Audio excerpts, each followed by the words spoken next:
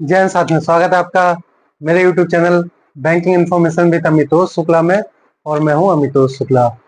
तो आज SBI pre का एडमिट कार्ड आउट हो गया है, जिसका आप लोगों को बेसब्री से इंतजार था। SBI आप लोगों के लिए संडे को भी काम कर रहा है और आज SBI प्री का एडमिट कार्ड आउट हो गया है। पहली बार ऐसा हुआ कि संडे को SBI प्री का एडमिट कार्ड आउट हुआ, नहीं तो हम लोग फ्राइडे एक्सपेक्ट कर रहे थे कि फ्राइडे को आउट होना था, बट वो 2 दिन लेट होके संडे को आज हुआ है आउट। तो एग्जाम 20, 21 और 27 सितंबर को आप लोगों को पता ही, आप लोगों की तैयारी बहुत शानदार चल रही होगी। बहुत सारे मैसेजेस आते हैं मेरे पास, बहुत सारे कॉल आते हैं, आप लोगों की तैयारी बहुत अच्छी चल रही है। टोटल 12 शिफ्ट में एग्जाम है। आप लोगों को वैकेंसी का आइडिया ही है कि आपके स्टेट में कितनी वैकेंसी है, लास्ट ईयर कट ऑफ कितना गया था, मैंने एक वीडियो पूरा बनाया था। इस साल कट ऑफ कितना जा सकता है वो भी मैंने आपको बताया था, और पेपर आपको कैसे सॉल्व करना है उसके बारे में भी मैंने आपको पहले बताया हुआ था।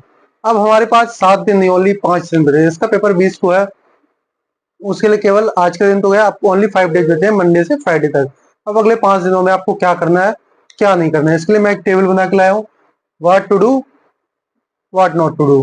तो आपको क्या करना है, आपको पहला काम है अपने मॉक की स्पीड को बढ़ा देना है। दिन में कम से कम, मैंने लिखा भी है, अटेम्प्ट एटलीस्ट 2 मॉक डेली। आपको कम से कम 2 मॉक डेली देने ही देने हैं। और ज्यादा आप दे पा रहे हो तो अच्छी बात है, नहीं तो कम से कम 2 मॉक तो आपको देने, जिससे आपकी स्पीड अब इंप्रूव करने का टाइम आ गया।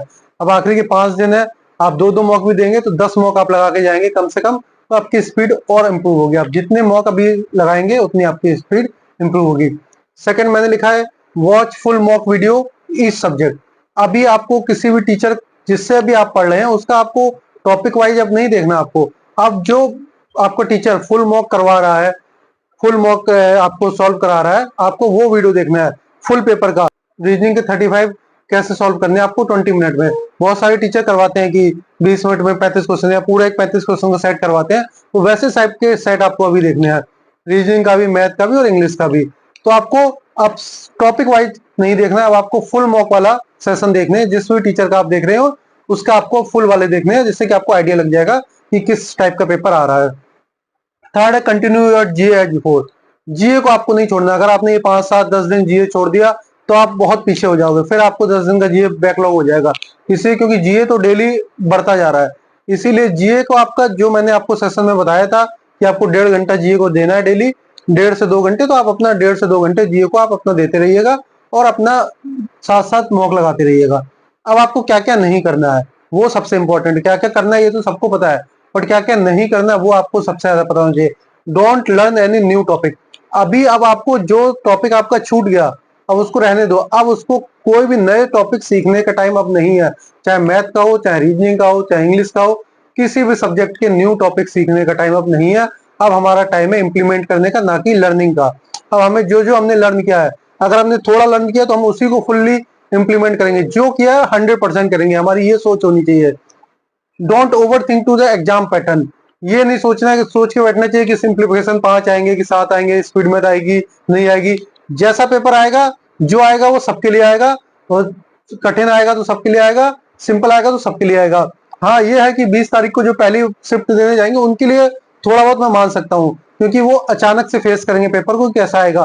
बट उसके बाद की शिफ्टों में एनालिसिस आने लगेंगे, पता लगने लगेगा कि पेपर का पैटर्न क्या चल रहा है, तो उनको थोड़ा सा आसानी रहती है। लेकिन फिर भी हमें इसके बारे में ओवर थिंक करके नहीं सोचना है कि एग्जाम में कैसा आएगा, स्पीड मैथ आएगी कि नहीं आएगी, रीजनिंग में मिसलेनियस आएगा कि नहीं आएगा, कि पूरा सीटिंग पर चला जाएगा। अब जो आएगा वो आएगा। आपको अपने सारे, मतलब जो जो आपने पढ़ा है आप उस पर भरोसा रखो कि आपने जो पढ़ा है अच्छे से पढ़ा है और आप उसको पूरा फोड़ के आएंगे पेपर को। Don't compare your mock score to other. आपको अपने दोस्त यारों के साथ ये टाइम नहीं है अब स्कोर कंपेयर करने का। जो टाइम था वो निकल गया कि भाई मैंने अपने मॉक के स्कोर भेज दिए कि भाई मेरे इतने आ रहे हैं, तो फिर वो एक मोटिवेशन था। जब अगर हम पहले मॉक के स्कोर भेज रहे थे कि भाई मेरे इतने आ गए, आप भी इतने तक आप कॉम्पिटिट करो, वो एक मोटिवेशन था। बट अभी हमें ये नहीं करना। अभी हमें आखिरी के 5 दिन में, नहीं तो हम डिप्रेशन में चले जाएंगे कि यार मेरे तो अभी भी 45 आ रहे हैं, 48 आ रहे हैं, उसके तो देखो 60 आने लगे, 65 आने लगे। अभी कंपेयर नहीं कर रहा। हो सकता है आपका दोस्त कोई अलग स्टेट से भर रहा हो, आपका कोई स्टेट अलग हो, आपके स्टेट की कट ऑफ कितनी जाती है, उसकी कितनी जाती है, वो सब फिर बाकी 12 शिफ्ट है, नॉर्मलाइजेशन होगा, बहुत चीजें होती है बाद में। इसलिए हमें अपनी मेन एक्यूरेसी पे ध्यान देना है कि हम जितना भी करें, आप 50 करके आओ, बट 50 आप पूरे पूरे सही करके आओ। जो आइडल टारगेट इस बार का है वो मेरे हिसाब से 55 प्लस है। कि आप कहीं से भी भरो, किसी भी स्टेट से भरो, एक दो स्टेट अगर आप छोड़ दो हरियाणा वगैरह को, तो आपका आइडियल कट ऑफ 55 से कम ही जाएगा। आप कोशिश करो 55 प्लस का टारगेट करने का, बट आप उसको लेके मतलब आप दिमाग में लेके मत बैठो कि भाई मेरे तो 50 ही आ रहे हैं, अब मैं क्या करूं, हो पाएगा नहीं हो पाएगा, तो आप फिर और ज्यादा आप डिप्रेशन में जाएंगे।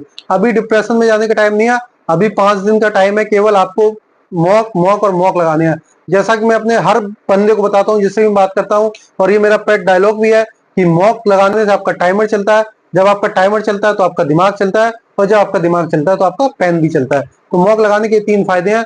आप कोशिश करो, ज्यादा से ज्यादा मॉक अटेम्प्ट करो और अपने एग्जाम को अच्छा ना हो।